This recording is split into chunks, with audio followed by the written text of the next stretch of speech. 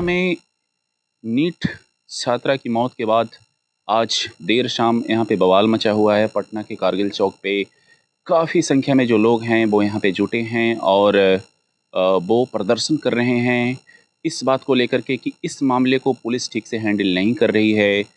और कहीं न कहीं इस मामले को लेकर के शुरू से ही पुलिस की जो नेग्लिजेंसी है उसको लेकर के सवाल जो है लोगों की तरफ से किया जा रहा था। विशेष करके नीट छात्रा के जो परिजन हैं, जो फैमिली के मेंबर हैं, उनके तरफ से भी ये क्वेश्चन किया जा रहा है कि इस मामले को शुरू से ही ठीक से नहीं टैकल किया जा रहा था, क्योंकि जिस तरह से के जो मतलब कि साक्ष्य या फिर एविडेंस फैमिली के द्वारा कलेक्ट किया गया है, उससे साफ तौर पे उनके तरफ से यह कहा जा रहा है कि यह हत्या का मामला है और परिजनों की तरफ से रेप की भी संभावना जो है उससे भी इनकार नहीं किया जा रहा है।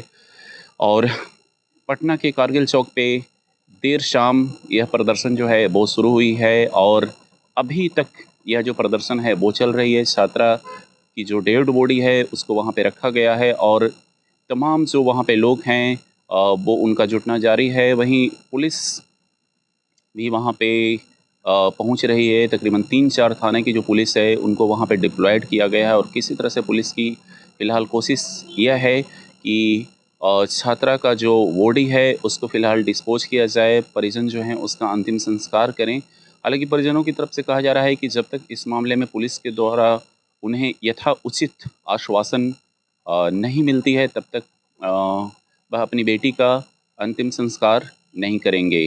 देखिए 9 जनवरी को चित्रगुप्त नगर थाने में एक सूचना मिली थी कि एक बच्ची जो 18 साल की है वो हॉस्पिटल में कोमा में है और उसके परिजन उसके साथ मारपीट और सेक्सुअल असॉल्ट का शिकायत दर्ज की। उनकी शिकायत पे विधिवत जो है एक एफआईआर संख्या 14/26 चित्रगुप्त नगर थाना में दर्ज की गई है। अब तक के जांच से जो सामने आया है, डॉक्टर का कहना है कि उनके ऊपर सेक्सुअल असॉल्ट नहीं किया गया है। बच्ची के रूम से हम लोगों को नींद की ढेर सारी गोलियां बरामद हुई हैं। मेडिकल हिस्ट्री देखने से डॉक्टरों का कहना है कि उनके द्वारा बल्क मात्रा में नींद की गोली जो है वो खा करके आत्महत्या की कोशिश की थी। और उसके साथ साथ डॉक्टर का कहना है कि उनको मियादी बुखार भी था।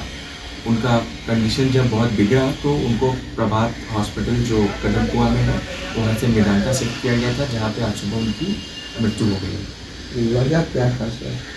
उस बारे में हम लोग जांच कर रहे हैं, पर जो प्रथम दृष्टया है डॉक्टर के द्वारा इनकार किया गया है, लिखित में भी दिया गया है, वीडियो पे भी ई साक्ष्य पे उनका बयान डॉक्टरों का दर्ज किया गया है। जो गैनी की डॉक्टर थी उनका कहना है कि बच्ची के साथ सेक्सुअल असॉल्ट नहीं हुआ है।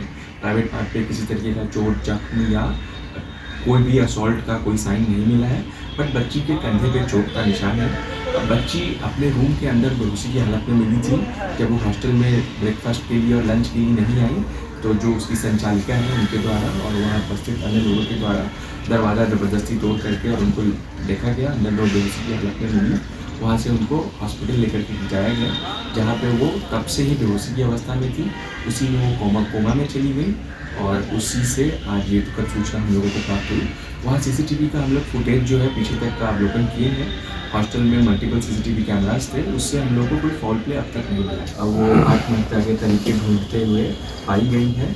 ये अभी जांच का विषय है। मौत का कारण क्या है, वो फीवर मियादी बुखार हुआ या वो मेडिकल नींद की दवा का ओवरडोज से ये हुआ है, इसकी जांच अभी जाएगी। रूम से सुसाइड नोट मिला है सर? नहीं, उनके रूम को अच्छे से खंगाला गया है, ऐसा कोई नोट नहीं मिला है। बच्ची नीट की तैयारी कर रही थी और वहाँ पे सब कुछ सामान्य पाया गया। पुलिस नींद की दवा जहाँ से लाई बच्ची उसका पता लगाएंगे? बिल्कुल हम लोग उसका पता लगाएंगे, कहाँ से खरीदी, किस परिस्थिति में बच्ची नींद की दवा का इस्तेमाल कर रही थी। जो भी उस पर लीगल एंगल है, सारे एंगल से हम लोग जांच करेंगे और जो भी कार्रवाई होगी सुनिश्चित की जाएगी।